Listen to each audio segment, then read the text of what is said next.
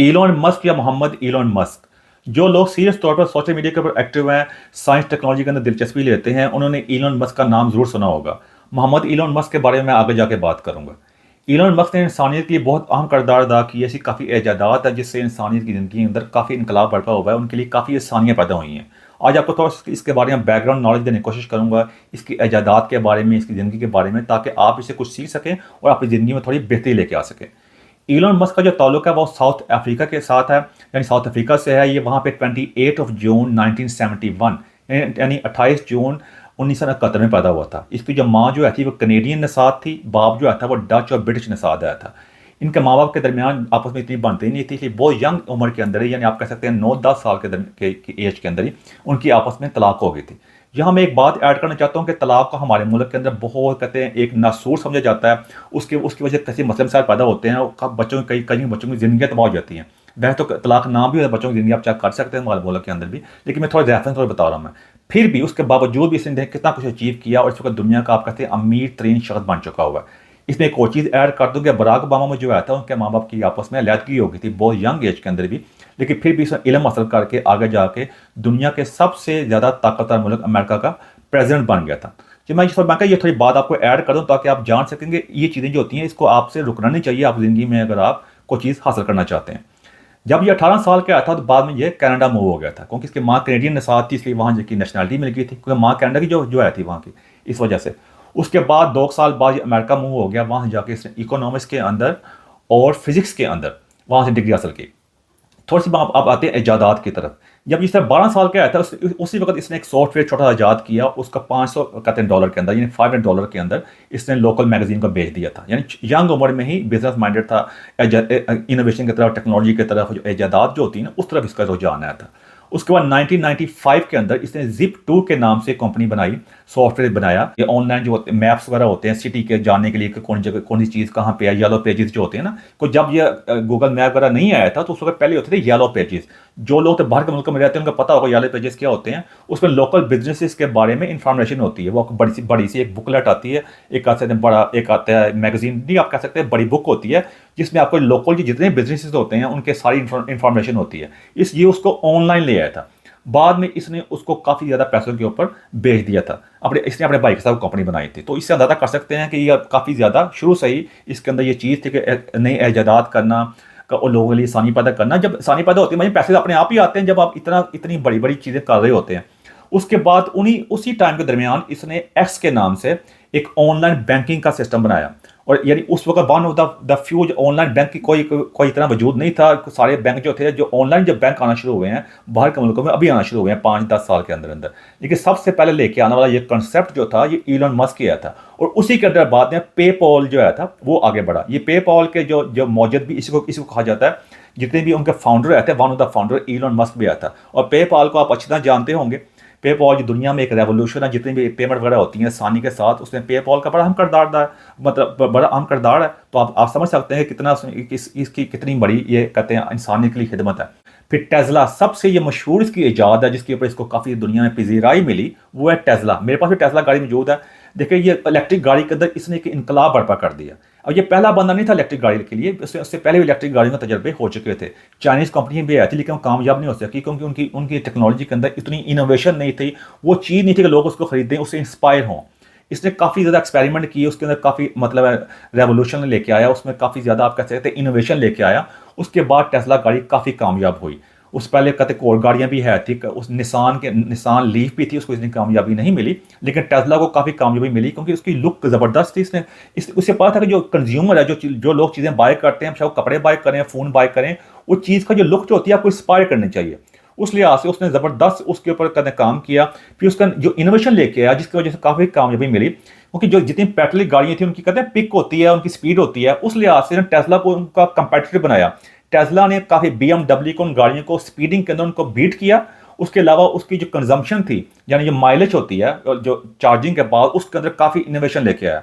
इसी वजह से टेस्ला को काफ़ी ज़्यादा कामयाबी मिली। और आज की दुनिया में इलेक्ट्रिक गाड़ियों में जब भी कहीं नाम आता है सबसे पहले टेस्ला का नाम आता है, उससे पहले इलॉन मस्क का नाम आता है। अब तो उसके बाद अब आगे चाइनीज़ कंपनी ने भी इससे काफ़ी इंस्पायरेशन लेके उनकी भी काफ़ी कंपनी आ चुकी हुई हैं, जिसमें BYD है, वो नुमाया है, वो इस वक्त टेस्ला के मुकाबले की कंपनी है, बिल्ड योर ड्रीम।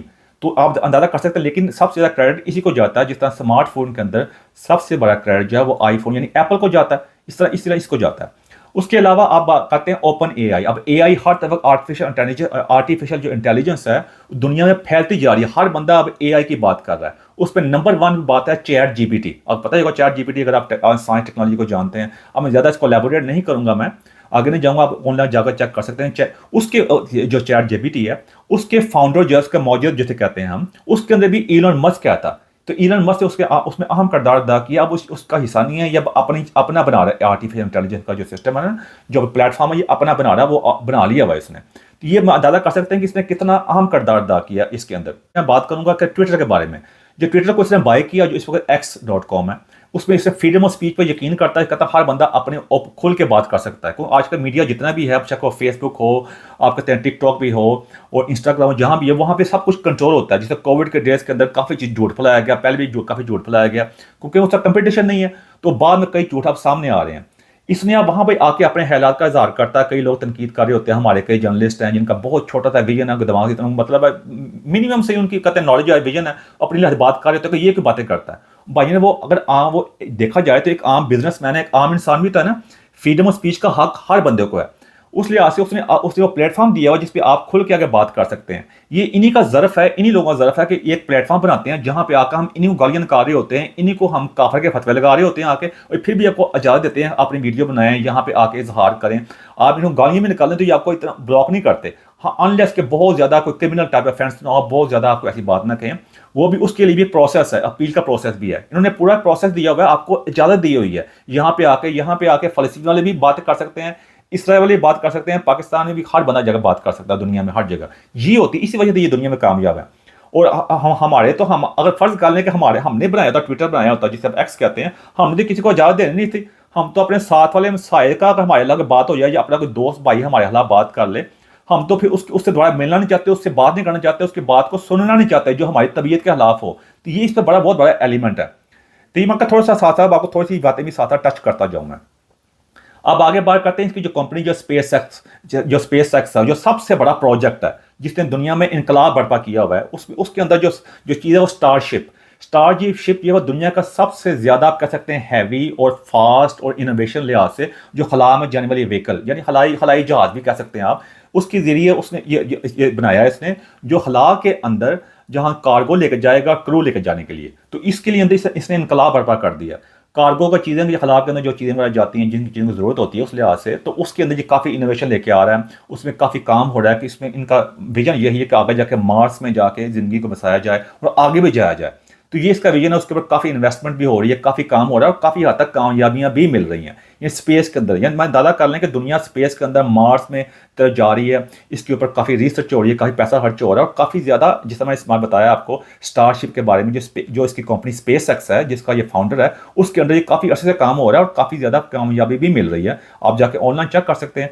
तो ये इस लिहाज से आगे जा रहा है। बाकी अब जरूरी नहीं कि हर बंदा परफेक्ट होता है। मैं भी इसकी सारी बातों से इत्तेफाक नहीं करता। लेकिन कोई बंदा परफेक्ट नहीं होता। आपने देखना होता है कि उसने ओवरऑल इंसानियत के लिए और अपनी और इनोवेशन के अंदर, टेक्नोलॉजी के अंदर क्या किरदार अदा किया, और फिर भी हमें पूरा प्लेटफॉर्म दिया हुआ है। तो इसलिए आज ये बातें करना आपके सामने बड़ा अहम था। अब बात करते हैं मोहम्मद इलोन मस्क के बारे में। वो मेरा कहने का मकसद ये था कि आज देख लेगा हमारी पूरी हजार से जब का इस्लाम का मजहब आया, हाँ, ऐसे मुसलमान जो हम बाकी बात छोड़ ही थे, 1000 साल के अंदर हम एक भी ऐसा बंदा पैदा नहीं कर सके जो हम अपना कोई मोहम्मद इलोन मस्क पैदा नहीं कर सके या लेके नहीं आ सके, जो साइंस टेक्नोलॉजी के अंदर इस तरह की इजादात जिसने की हो और दुनिया में इनकलाब बर्पा कर दिया होगा। एक ही बंदा हम ऐसा नहीं लेके आ सके। और यही सबसे बड़ा अलमिया, और यही मेरा कहने का मकसद ये था कि हम एक भी मोहम्मद इलोन मस्क क्या, हम कोई ऐसा मोहम्मद बिल गेट्स पैदा नहीं कर सके, और कहते हैं, और जिसने एप्पल का फाउंडर है था स्टीव जॉब को, मोहम्मद स्टीव जॉब पैदा नहीं कर सके। और कई बंदे आप नाम लेते हैं, काफ़ी ज़्यादा नाम है, कोई बंदा हम पैदा नहीं कर सके। हाँ, चाइना ने काफ़ी तरक्की की है, चाइना काफ़ी इनोवेशन के अंदर आगे आ रहा है। इसलिए मैंने कहा था कि हालांकि चाइना कोई मजहब नहीं है।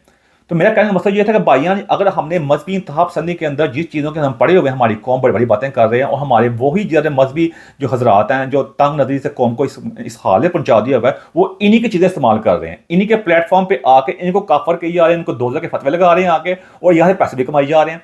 और यही सबसे बड़ा अलमिया है। इसलिए आप चाहते हैं कि हमारी भी अगर जनरेशन के अंदर जाके कोई मोहम्मद इलोन मस्क पैदा हो, कोई मोहम्मद स्टीव जॉब पैदा हो, और कोई और मोहम्मद बिल गेट्स पैदा हो, तो हमें भी इस तरफ आना पड़ेगा। हमें भी अपने जो कहते हैं मंजिल है, जो हमारी डायरेक्शन का जो रुख है, वो हमारा रुख हमें पता ही नहीं, हमारा रुख हमारी डायरेक्शन किस तरफ है।